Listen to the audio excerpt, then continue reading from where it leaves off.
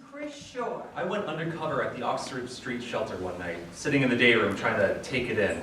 People were yelling and fighting. There's not much hope there, so it's easy to get pissed off. All of a sudden, Jeopardy came on. And it didn't happen all at once. It kind of went like a wave through the room. Everybody started playing along to Jeopardy. People laughing, high fives, everybody's face lit up. It reminded me, this is what it looks like when you sit around with your family in a living room. It's fascinating to be brought back to the basic needs we all have. Feeling safe and secure and loved. At the Portland PD. Hello, everyone. The ordinance prohibiting standing in medians goes into effect tomorrow morning. Warning should be given to those in medians. If someone refuses to comply, they may be issued a criminal trespass order. Panhandlers passively standing on sidewalks are not in violation of any laws. However, those who venture into traffic may be in violation of obstruction of traffic laws. Those who become aggressive may be in violation of the abusive solicitation ordinance. As we start with this new initiative, use a heavy dose of discretion when issuing summons. Incident report. We informed a male panhandler standing in the median at St. John and Congress of the new city ordinance. He was served criminal trespass. We observed a male standing in the median at Forest and Marginal panhandling. He was Incident report. Of the I asked the female panhandler in Congress in St. John if she knew it was illegal not to to panhandle enter or be on any Incident city report. median. There was a I served panhandler a with a trespass cardboard notice sign in ordering Franklin, not to Marginal, enter. who's issued a criminal Incident report. trespass notice Panhandler ordering makes me not to oncoming enter traffic on on or be Franklin, in any then city turns to median traffic and on sets on his Congress way. once the light changed. I released him after serving a criminal trespass notice ordering him not to enter or be on any city median. When I moved to Portland in 2013, the median controversy had been going on for some time. Some things stand out. There was one disabled fellow who was always on the median where Marginal comes into Forest. He was there in all different weather, limping with his cane to cars offering him something. But after the ban was in place, he set up a cup on this stick which arched over to the curb, about the level of a car window. He waited under a nearby tree, hoping motorists would deposit something in the cup. His makeshift donation collector had a sign that read, "They say it's okay from here." We asked the public about the experience of giving to signers. Have you ever given money to a signer? Yes, 41%. No, 51%. Other, 7%. I would rather give them food or things other than money. What kind of food? What kind of things? Dunkin' Donuts gift card. Jar of peanuts. Blankets! Breakfast set. Cliff bars. Water. Small bag of food. Big bag of food. Half a sandwich. Energy bar. Muffin. Warm wool socks. Homemade cookies! Trail mix. Yo baby. Healthy snacks. Chocolate. Cat food. Peanut butter. Holy donuts. Around Christmas one year, I went to Goodwill and I bought some gloves and hats and some cheap jackets. And I went to the signer. The idea was, I'm getting out of my car, I'm talking to you. And that's where the human connection began. John Anton. I have a philosophy. I don't give money to panhandlers, I give to social service agencies. It's the right answer for me. My grandfather always gave money to panhandlers because he had panhandled. That was his personal connection. I have this tiny little philosophical conceit that helps me navigate those things. Portland Mayor Ethan Strimling. I used to do a lot of fundraising, and one of the things I would say is, I don't want you to give until it hurts. I want you to give until it feels good, because giving feels great.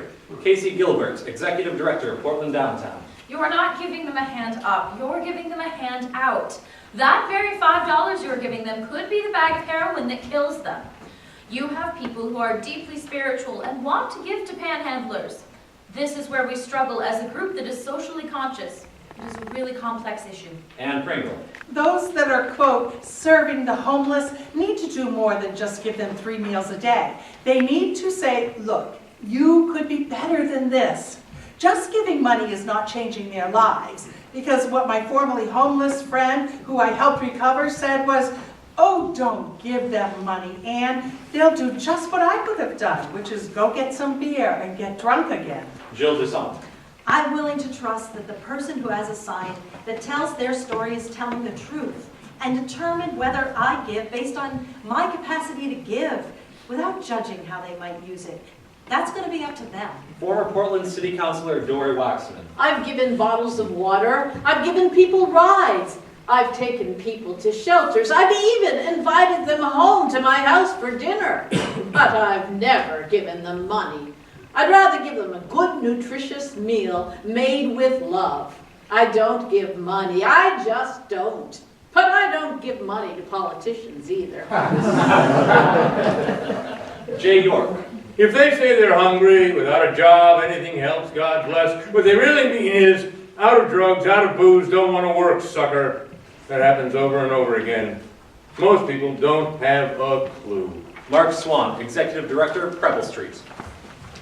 2 out of 3 days of my life, people ask me whether they should give to a panhandler. It's very complicated. In 20 seconds, you're making this decision. And for some people, it comes from a very spiritual place, right? It's the way they were brought up and what they think about or sing about on Sunday. And here it is, confronting them. On the other hand, people who don't, I say, all right, that's okay too.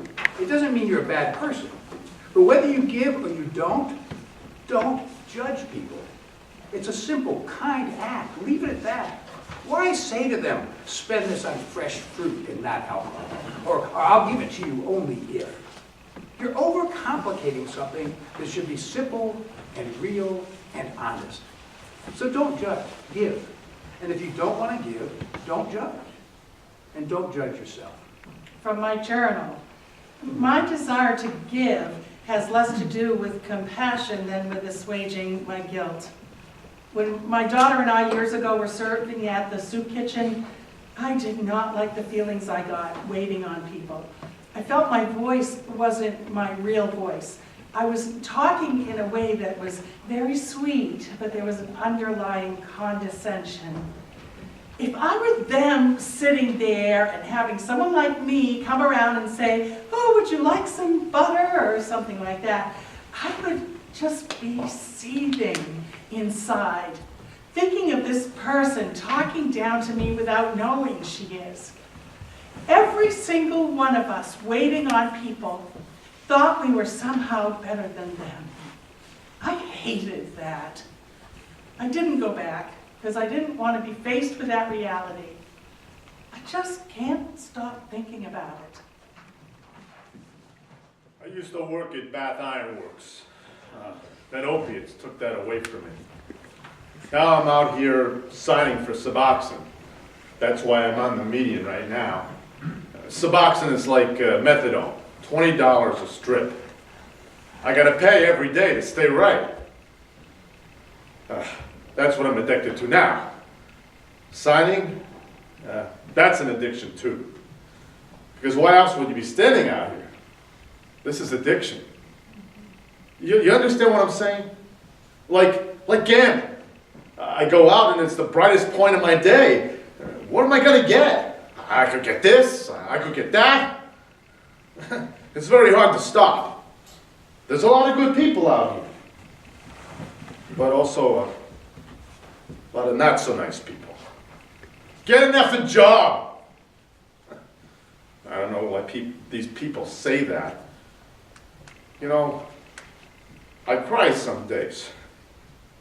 Some of the things they say hurts. I do this 7 days a week. I don't get a day off. Sometimes there's hours go by where you don't get anything from people. And I understand. I'm not mad at them as individuals. It's just very frustrating. My depression is really, really bad. Sometimes I get harassed by the police. I read in the Phoenix about that median being closed in Portland and people rejoicing on that.